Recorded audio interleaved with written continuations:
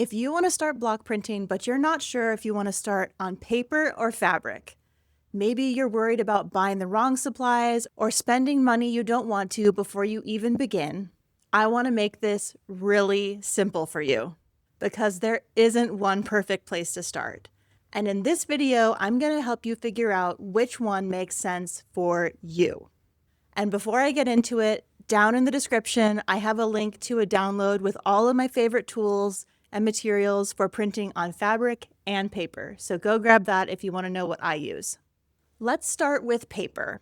The good news is you can start with any old kind of paper, printer paper, construction paper, whatever you have. And over time, you're going to discover that each kind of paper creates a different looking print. Some papers are more absorbent. Some will give you a crisper line.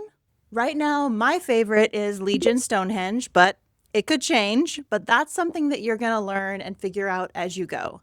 Just start with what you have. So a few things worth knowing about printing on paper.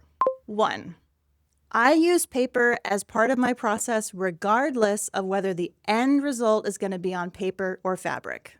I always test my blocks on paper first.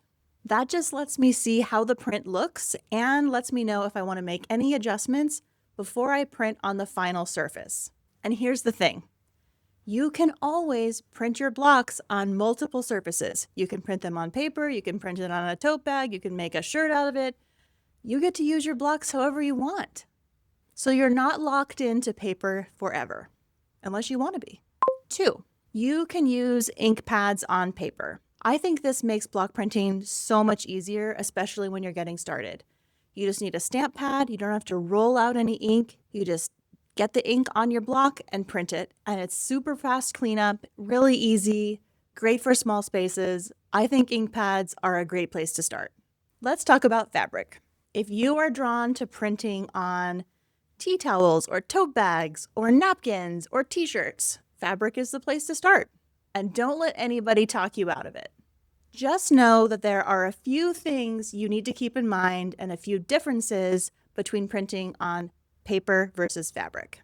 First, always pre-wash your fabric, especially if it's bolt fabric. This removes any sizing that was part of the manufacturing process of the fabric, and it helps to pre-shrink it so your print doesn't warp after that first wash.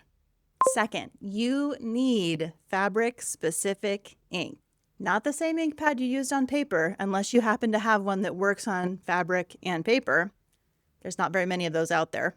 The ink needs to bond with the fibers of your fabric. And so that means you need a special ink. You need a screen printing ink or a fabric block printing ink. I prefer to use screen printing ink. I just have had more success with that medium, but you can use whatever you want. And just make sure that you read the bottle or the tube and see how you're supposed to deal with your fabric afterwards. Because some fabric printing inks want you to heat set after printing. So that means actually putting an iron on the areas you've printed, and that just helps bond the fabric and the ink together so that when you wash your garment, you don't lose all your printing. Third, and this one I learned from experience, you need something soft and a little bit squishy under your fabric when you print. I like to use either craft foam or quilt batting. Either of those work great. And that soft surface just helps your stamp and your fabric to have really good contact and literally a little bit of squish.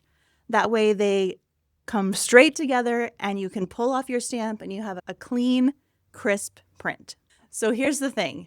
Neither paper nor fabric is the wrong place to start. The supplies are a little bit different, the process is a little bit different, but the skills transfer directly from one to the other. So the best place to start is whichever one excites you the most. And that excitement is going to keep you printing. And more printing is how you get better. So don't let that decision stop you from starting. And that free download is below with my favorite tools and materials for printing on paper and fabric. It's all there. And if you are ready to pick up your tools and actually get started, watch this video next.